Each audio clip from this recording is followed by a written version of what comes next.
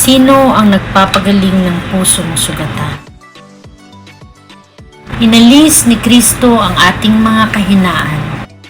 Dinala ang ating mga sakit. Ang pagdurusa ng babae at lalaki ay walang katapusan. Ang babae at lalaki ay may tiyak at tiyak na mahirap na paglilingkod na dapat gawin sa mundo. Kailangang magpatuloy ito hanggang humawi ito dahil sa kamatayan. Hayaang gamitin ng Diyos ang ating mga pagsubok upang patatagin ang ating pananampalataya. Sinusubukan tayo ng Diyos upang magkaroon tayo ng mas malalim na pangunawa, pagtitiwala sa Kanya. Dapat nating malaman na hindi lahat ng pagdurusa ay parusa. Ang mga tao ay dapat magkaroon ng pananampalataya sa Diyos kahit nasa kahirap sa mga pagsubok. Ang Diyos ay kasama ng mga mahihina. Siya ay ating karamay sa ating kahinaan. Nakahanap si Kristo ng isang karaniwang batayan para sa lahat. Ginagawa ang lahat upang iligtas tayo. Si Jesus kasama sina Santiago at Juan ay pumunta sa bahay ni Simon at Andres. Dito, sinabi kay Jesus na ang biyena ni Simon ay may sakit, may mataas na lagnat. Pumunta si Jesus sa tabi ng kanyang kama. Hinawakan siya sa kamay. Tinulungan siyang makatayo. Pagkatapos ay nawala ang lagnat sa kanya at naghanda siya ng pagkain para sa kanila. Nang gabing iyon, dinala kay Jesus ang mga taong may sakit at sinaniban ng demonyo. Pinagaling ni Jesus ang maraming taong may sari-saring karamdaman. Nagpalaya siya ng maraming demonyo. Alam ng mga demonyo kung sino siya. Hindi niya sila pinahintulutang magsalita. Bago magbukang liwayway, kinaumagahan, bumangon si Jesus at lumabas sa isang liblib na lugar upang manalangin. Nang maglaon, ay lumabas si Simon at ang iba pa upang hanapin siya. Nang matagpuan nila siya, sinabi nila, "Hinahanap ka ng lahat." Sumagot si Jesus, "Kailangan din nating pumunta sa ibang mga bayan at mangaral din ako sa kanila. Iyon ang dahilan kung bakit ako dumating." Naglampay si Jesus sa buong rehiyon ng Galilea, nangangaral sa mga sinagoga, nagpapalayas ng mga demonyo. Tayo rin ay tulad ni Jesus. Kailangang lumabas sa ating comfort zone, sa ating pang-araw-araw na buhay. Kung tayo ay tunay na mga tagasunod ni Jesus, tayo rin ay kailangang humayo at gamutin ang kawalan ng katiyakan sa mundong ito. Madalas tayong natutukso na mahulog sa atraksyon ng modernong mundong ito. Maraming beses nating nakakalimutan na mayroon tayong moral na pangako sa isa't isa. Ang responsibilidad na ito na mayroon tayo ay hindi palaging magiging matagumpay. Ang mundo at ang paligid at ang mga tao ay nabigo na maging tapat sa isa't isa.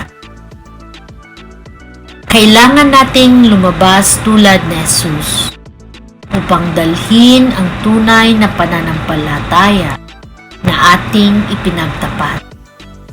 Ang pangakong ito ay isang napakaseryosong kahilingan sa ating lahat.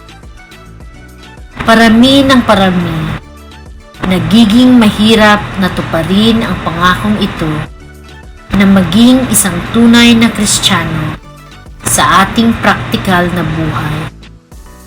Ano pa kung tayo ay nabubuhay sa isang lipunang may maraming lahi, maraming relihiyon, maraming wika? Ang simbahang Katoliko ay palaging nagsusumikap na maglingkod sa lahat ng kababaihan at kalalakihan. Ito rin ay patuloy na gumagawa ng kakayahang pagsamahin ang lahat ng relihiyon para sa kapayapaan sa mundo.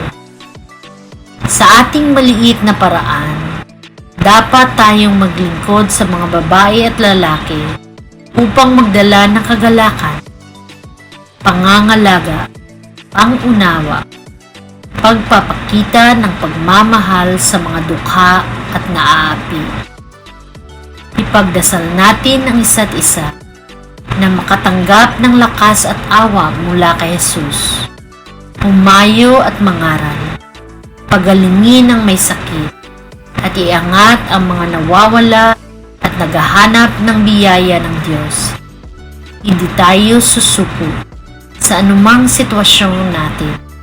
Isuko na lamang natin ang ating mga sarili sa ating Panginoong Jesus, ang ating maawaing Diyos.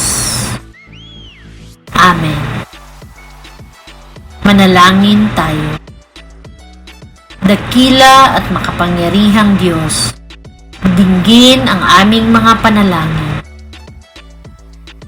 para sa mga nagpapalaganap ng mabuting balita sa aming Ebanghelyo, upang suportahan sila ng iyong Espiritu kapag sila ay napagod. Panginoon, pakinggan mo kami. Para sa mga bilanggo, lalo na sa mga kabataan, upang maitayo nilang muli ang kanilang buhay na may dangal. Panginoon, pakinggan mo kami. Para sa mga taong bigo ang puso, upang ang nagpapagaling ng mga kaluluwa ay makapagdulot sa kanila ng kagalingan. Panginoon, pakinggan mo kami. Para sa lahat ng may sakit, sa bahay, sa mga ospital o sa mga nursing home, upang madalaw natin sila ng madalas, manalangin para sa kanila palagi. Panginoon, pakinggan mo kami.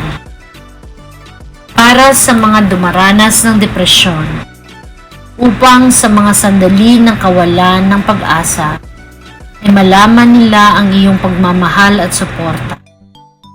Panginoon, pakinggan mo kami.